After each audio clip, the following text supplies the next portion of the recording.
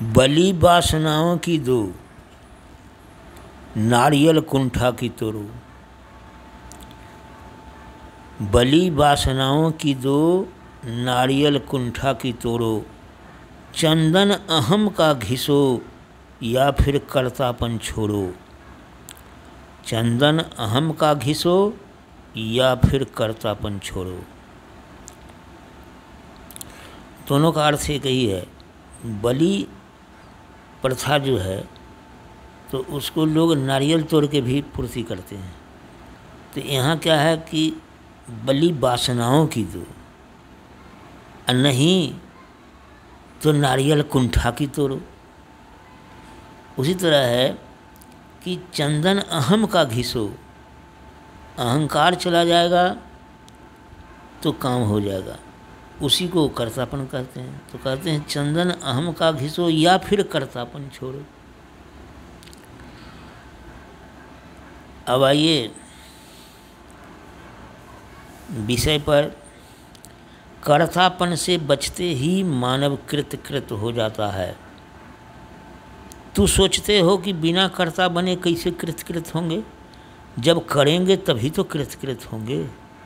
परंतु करने वाले कभी कृत नहीं होते। देखो नेपोलियन बोनापार्ट को, देखो सिकंदर महान को, जिसने सारी दुनिया जीत कर भी स्वयं को जीत न सका, जीतात्मा बन न सका। धन से धन जरूर हो गए, धन से कोष जरूर भर लिया, परंतु खुद खाली हाथ गए। तो भरने का क्या मतलब? परंतु खुद खाली हाथ गए, फिर करने से क्या हुआ? कृत हुए। कृत तो तब होते जब जीतात्मा हो जाते, जीतात्मा हो जाते।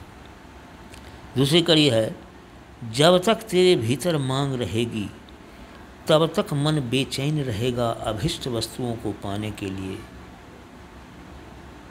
जब तेरे भीतर से कोई मांग ही नहीं उठेगी तो तेरे भीतर एक विराट शून्य छा जाएगा, एक विराट मौन छा जाएगा, एक विराट निःस्तब्धता छा जाएगी। उस निःस्तब्धता में ही परमात्मा के चपल चरण की मधुर आवाज़ पहली बार सुनाई पड़ती है। चपल चरण की मधुर आवाज़ मतलब तुम ज्यों ही संसार से कटोगे, मांग ढीला पड़ा, कहने का मतलब मांग जब भीतर से कोई नहीं उठेगा तो समझो संसार से तू अलग हो गए। तो परमात्मा की करीबी समझ में आने लगेगा। उस निःस्तब्धता में, विराट शून्यता में क्या समझ में आएगा? चपल चरण की मधुर आवाज़ पहली बार सुनाई देगी। अंतिम कड़ी है, कर्तव्य अर्थात करने योग्य जो कर्म है वह तो आत्मज्ञानी भी करता है, संसारी भी करता है, परंतु संसारी फल की प्राप्ति के लिए करता है और ज्ञानी फल त्याग करने के लिए करता है।